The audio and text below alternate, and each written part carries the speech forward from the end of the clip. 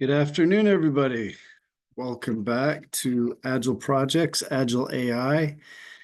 If you're new here, my name is Marcus. I usually do these videos with my son Grayson. This channel is all about exploring AI use cases in everyday life and business that are just practical time savers. So I started when I get some spare time, which isn't often, but hopefully AI will keep giving me more of that.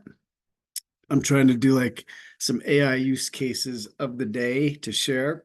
So today I've got a common one, but incredibly value and a real use case. And then it led into some other ones. So that's the summary for today. AI is not just a buzzword anymore. It's really transforming how we work, live, and create. So I hope whether you're a tech enthusiast, an entrepreneur, or someone just curious about AI, there's something here for you. So let me share. I'll get right into a little presentation to take you through it.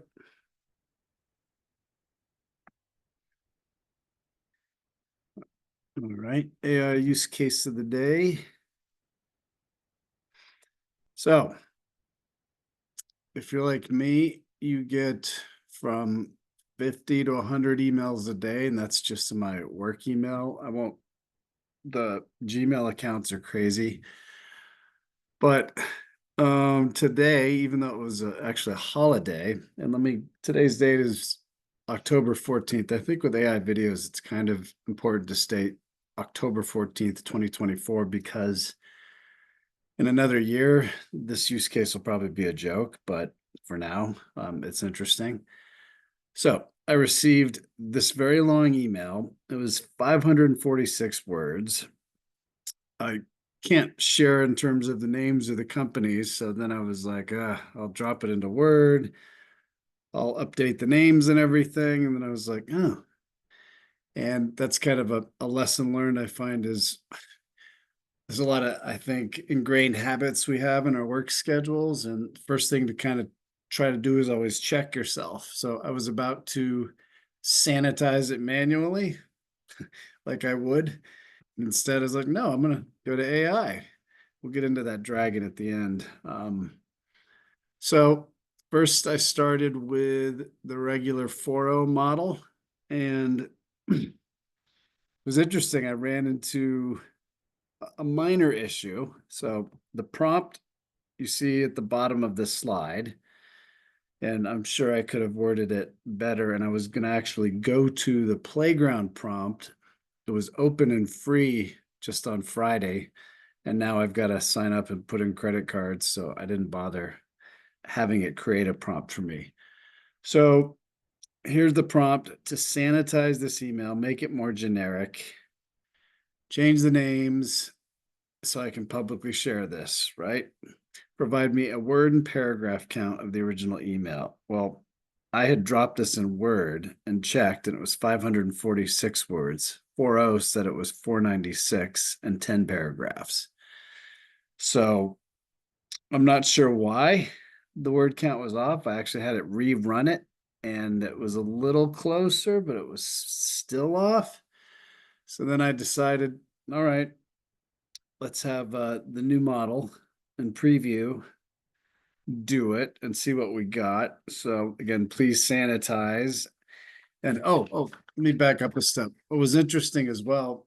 So 4.0 took the 546 word email, and it also, I wasn't, I guess, clear enough telling it that I just wanted it sanitized and not all the content changed. So it actually abbreviated it into like two paragraphs from 546 words down to like 40 words, which is nice, but it wasn't structured in a way that was really useful to me.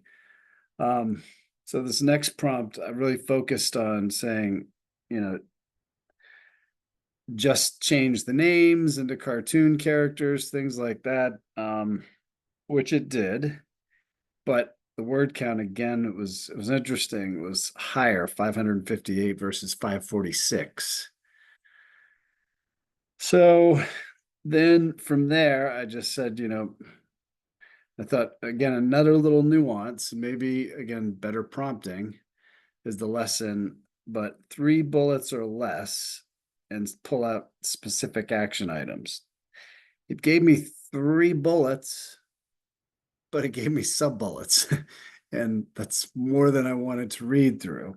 And again, the use cases here, when you get large emails, one of the first things I do when it's a 1 to 2 pager and I'm in the workday and it's crazy is just, and I have the paid model. I'm not sharing my data, so I'm keeping it ring fenced and private, but I'll throw it in there and just have it give me an executive summary or what are the action items that I need to pull out of this so I can kind of move on. Um, this I thought was a little lengthy, but good. Then I had it to, I was more specific in terms of a role on this last one. So please make even more brief, like this is a highlight summary for a board of directors. So it again took that 546 word email, condensed it.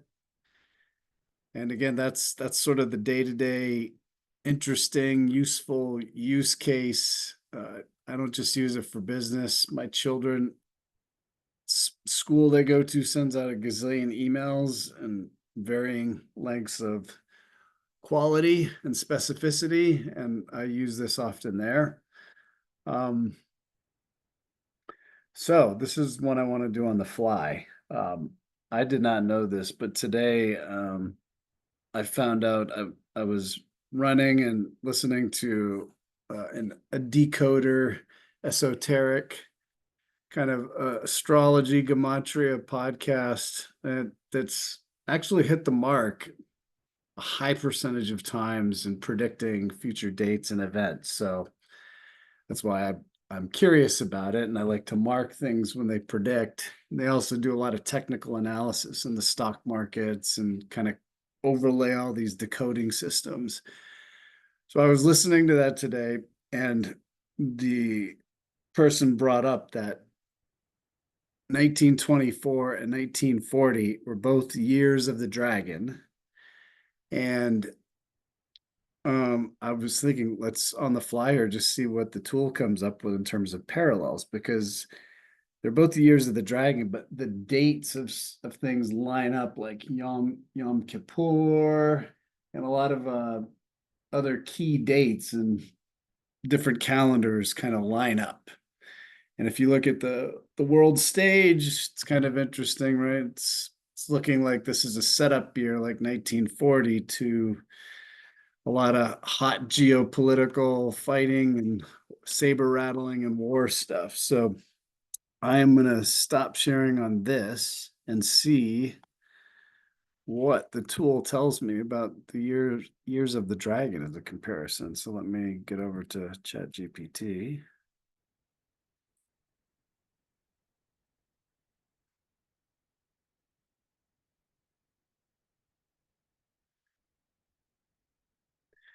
'Oh, and another random, I did have it helped me with talking points for opening the video.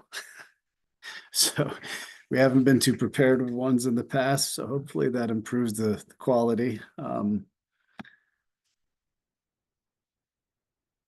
The and now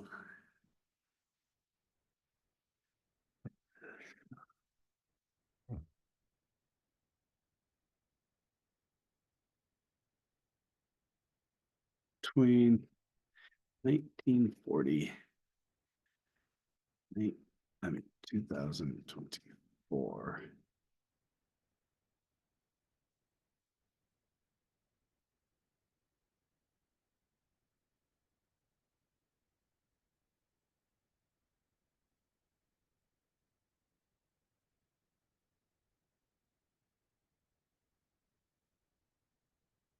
I don't know, it just bothers me to have the typos.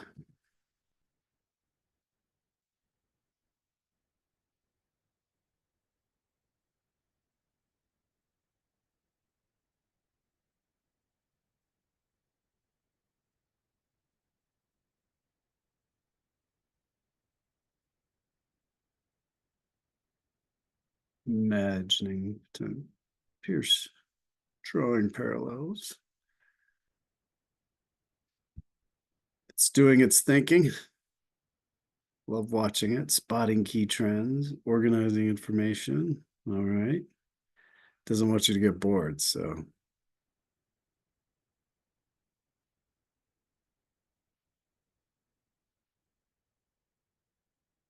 You did, you get Battle of Britain, I think, was at the end. Hmm.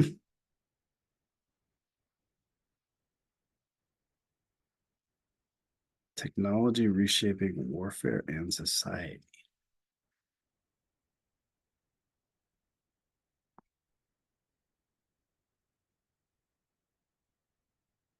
Fascinating.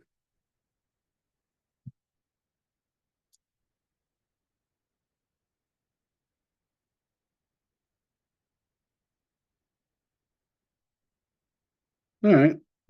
I had no idea that they were both years of the dragon, so just thought I would see what it brings up. It's always interesting to just do random prompts. So again, love to get any feedback. Hit the subscribe button if you're interested in staying notified and notifications, and add comments, thoughts, feedback. Appreciate it all, and have a great day.